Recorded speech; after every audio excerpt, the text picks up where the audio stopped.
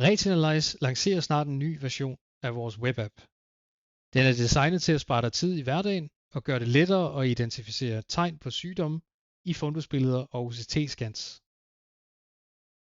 I denne video gennemgår vi de vigtigste ændringer, så du hurtigt kan lære at bruge det nye system. Og lad os så komme i gang. Når den nye Retinalize version lanceres, vil du se en ny login-side. Log ind med det samme brugernavn og adgangskode, som du plejer at bruge. Du har nu også mulighed for at skifte sprog i øverste højre hjørne. Når du er logget ind, ser du en liste af konsultationer.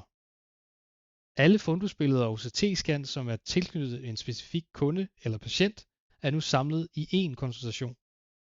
Du kan sortere konsultationerne, så det er nemt at finde de billeder, som ikke er analyseret, dem som er sendt til øjenlæge, og dem som har fået svar tilbage fra øjenlægen. Du kan også søge efter kundens reference eller navn. Uploading af billeder og scanninger foregår som før, enten gennem din kamerasoftware eller dit patientjournalsystem.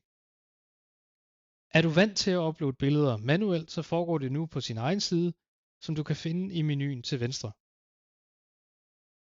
Når du har uploadet billeder eller OCT-scan til Retinalize, kan du åbne den relevante konsultation ved at trykke på Åbn konsultation. I den øverste del af konsultationssiden ser du information om kunden, og lige derunder finder du de 2 seneste fundusbilleder. Nu kan du nemt sammenligne fundusbilleder af højre og venstre øje. Med de nye overlejringsknapper kan du hurtigt aktivere og deaktivere overlejringer på begge billeder. Under billederne ser du datoen, hvor billedet blev taget, samt en angivelse af, om det er højre eller venstre øje. Her kan du også se resultaterne for hvert billede fra algoritmen. Nederst på siden er alle billederne fra kunden samlet i konsultationer. Her kan du se, hvornår billedet er taget, og se resultaterne for hvert billede. Det er også her, du kan starte en eller flere analyser ad gangen. Det er blevet muligt at sammenligne de nyeste billeder med historiske billeder.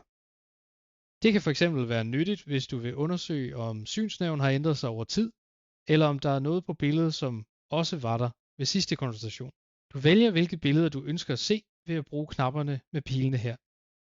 Ønsker du fx at se et billede på venstre side, klikker du på venstre pil. Nu vil det viste billede på venstre side opdatere sig. De billeder, du sammenligner lige nu, er fremhævet med grøn markering. Du har stadigvæk mulighed for at sende billeder til øjenlæge-backup igennem denne knap. Når svaret kommer tilbage, vil knappen skifte ikon og farve, og du kan klikke på den igen for at se svaret. Du har også mulighed for at downloade billederne eller åbne en PDF-rapport. Det var en hurtig gennemgang af det nye system, som vi håber kommer til at gøre din hverdag lettere. Har du brug for hjælp eller en mere detaljeret guide, kan du altid finde gode råd og adgang til vores support nederst til venstre på siden. Du er også velkommen til at kontakte vores support. Tak for at du kiggede med.